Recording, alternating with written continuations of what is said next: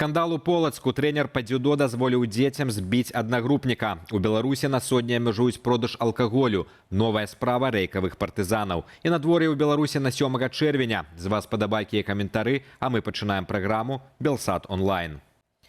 Александр Лукашенко назваў чужымі беларускіх дактароў, якія пасля рэпрэсій 2020 года з'ехалі за мяжу. У горадні на адкрыцці больніцы ён заявіў, што ў выпадку вяртання яны не здолеюць працаваць паводле спецыяльнасці, а разлічваць могуць хіба на месцы прыбіральнікаў і мыйнікаў посуду. Што цікава, з афіцыйнай стэнаграмы гэтыя хамскія выказванні былі прыбраныя.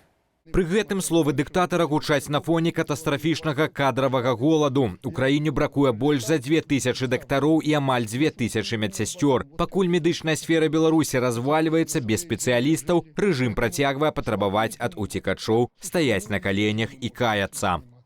47-й дзень народзінаў сёння адзначае палітзняволены журналіст Дзяніс Івашын. Працаўнік газеты «Новы час» і рэдактар супольнасці «Інформнапалм» атрымаў шырокую вядомасць дзякуючы гучным расследаванням.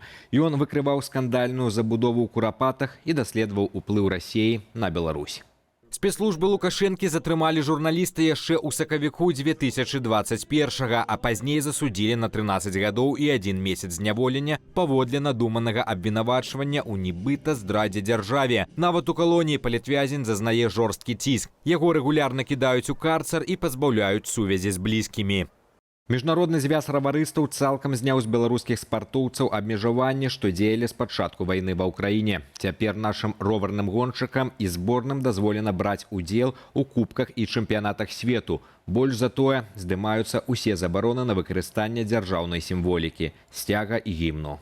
Гэтае рашэнне сталася працягам новай палітыкі Міжнароднага алімпійскага камітэту, які ў траўні афіцыйна скасаваў рэкамендацыі заляваць беларусаў праз адсутнасць інцыдэнтаў. Раней дзяржаўную сімволіку на сусветнай арэне ўжо вярнулі ў плаванні, гімнастыцы і шэрагу іншых відаў спорту. Дзяржаўная сетка аптэк «Белфармацыя» запусціла афіцыйны чат-бот у месенджеры Telegram. Новы лічбавы сервіс працуе як паўнавартасны кішэнны памочнік. Праз яго беларусы могуць імгненна знайсці патрэбны прэпарат у інтэрнэт-аптэцы, праверыць статус замовы і паглядзець найбліжэйшыя аптэчныя пункты на мапе гораду. Акрамя таго, бот дае аператыўную інфармацыю пра зніжкі, акцыі, бонусныя праграмы, асобная карысная функцыя, магчымасць наладзіць аўтаматычныя нагадванні пра час прыёму лекаў. Каб скарыстацца паслугу, дастаткова знайсці ў пошуку тэлеграму «Белфармацыя бот» і націснуць кнопку «Старт».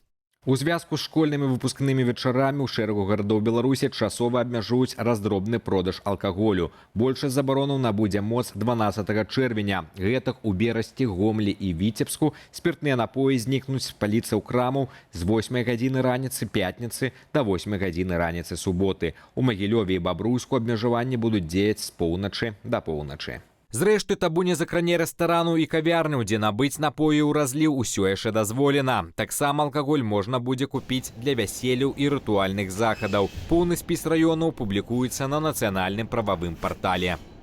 Невялікі Глузкі раён на Палесе нечакана стаўся самым экстрэмісцкім рэгіёнам Беларусі. Белсат палішыў колькасць судовых рашэнняў на 10 тысячаў чалавек і высветліў, што Глузк з вялікім адрывам абышоў нават Менск і Берасце. Толькі з пачатку гэтага года мясцовы суд прыняў больш за паўсотні рашэнняў аб прызнанні інтэрнэт-рэсурсаў экстрэмісцкімі. Як тлумачаць у арганізацыі «Белпол» і праваабаронцы вясны, такая анамалія – гэта вынік працы лукашэнкаўскай палачнай сістэмы. Насамрэч, Глузк не ёсць цэнтрам пратэснай думкі. Проста абласным упраўленнем ГУБАЗіку і КДБ зручна вазіць матэрыялы ў адзін правераны раённы суд, дзе мясцовыя суддзі і пракуроры без лішніх пытанняў і пачкамі штампуюць патрэбныя рэжыму карныя рашэнні. Больш падрабязна чытайце ў грунтоўным матэрыяле Алеся Наваборскага на belsat.eu. Гомельскі абласны суд агучыў вырак жыхару Добрускага раёну Сергею Стасенку, былога чыгуначніка і страхавога агента абвінавацілі адразу паводле 5 цяжкіх артыкулаў крымінальнага кодексу, сярод якіх акт тэрарызму і здрады дзяржаве. Праваабаронцы гомельскай вясны зазначаюць, што пенсіянер жыў каля чыгункі ў бок Украіны і расійскага вайсковага аэрадрому Зябраўка. Склад абвінавачванняў сведчыць пра тое, што Стасенка мог быць чарговым рэйкавым партызанам і спрабаваў перашкодзіць руху расійскіх эшалонаў, каб дапамагчы ўкраіне ў барацьбе супраць агрэсіі. Вынесены прысуд пакуль высвятляецца, але зразумела, што ён звязаны з пазбаўленнем волі. Паводле пастаўленых у віну артыкулаў прадугледжанае пакаранне да 20 гадоў пазбаўлення волі. У полацкай спартыўнай школе скандал. Блогерка Ганна Захарова заявіла, што ейнага сына Кліма на трэнаванні па дзюдо збіў натоўп аднагрупнікаў. З прамой згодай трэнера настаўнік прымусіў групу прысядаць, пакуль у хлопчыка не атрымаецца пракрыкаванне, пасля чаго дазволіў дзецям яго пакараць. Жахлівы расповед жанчыны. Ваша ўвазе. Пришел только что Клим домой с тренировки по дзюдо, избитый. Его избила толпа его одногруппников, потому что тренер разрешил его так повоспитывать. У Клима не получалось сделать упражнение, тренер сказал, пока Клим не доделает, у него не получится, все остальные приседают. Это там длилось какое-то количество времени. И в конце тренировки тренер сказал, ну, я разрешаю вам его наказать за это. Причем это рассказал мне не только Клим. Марк ходит вместе с ним на эти же тренировки. И сейчас во время каникул они тренируются вместе. Марк, учитывая то, что он обычно такой, ну, любит поднасрать брату, здесь он подтвердил. Клима била толпа просто одногруппников. Марк пытался заступиться, и, ну, толпа не пустила просто его к нему.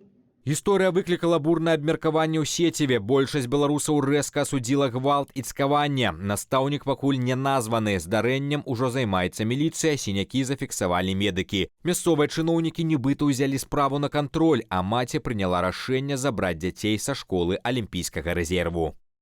Сталічны камароўскі рынок афіцыйна адкрыў летні сезон. Галоўная навіна для гурманаў: з'явілася першая маладая беларуская бульба, якую прывезлі са Слуцку. Каштуе 8 рублёў за кілаграм, а побач адразу прадаюцца наборы з хрэнам і кропам засольваць агуркі. Акрамя гародніны, рынок патануў у моры кветак. Камароўка ператварылася ў півоневае каралеўства. За адну кветку просяць ад 8 да 12 рублёў. Таксама менчукі палююць за букетамі палявых рамонкаў, касачоў і лубінаў. А на дэсерт прапануюць берасцейскія трускаўкі і першыя чарэшні.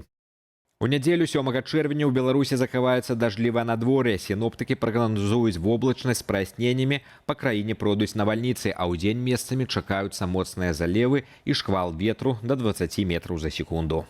Цёпла, але сыра будзе на ўсходзе, ў Гомлі да плюс 23, а ў Магілёве кароткачасовая спёка да 29 градусаў з навальніцамі. У Віцебску прагназуецца каля 18 цяпла, у Менску слупкі тэрмометраў пакажуць да плюс 18. Вечарам магчымы дождж, а вось жыхарам Берасці і горадне пашанцавала больш. Там ападкаў не чакаецца, паветра прагрэецца да 24 вышэй за 0. Гэта былі ўсе навіны на сёння. Калі бяспечна, стаўце лайкі, падпісвайцеся на канал. Гэта вельмі важна для прасоўвання аператыўных і незалежных навінаў. У студыі для вас працаваў Руслан Ігнатовіч. Беражыце сябе.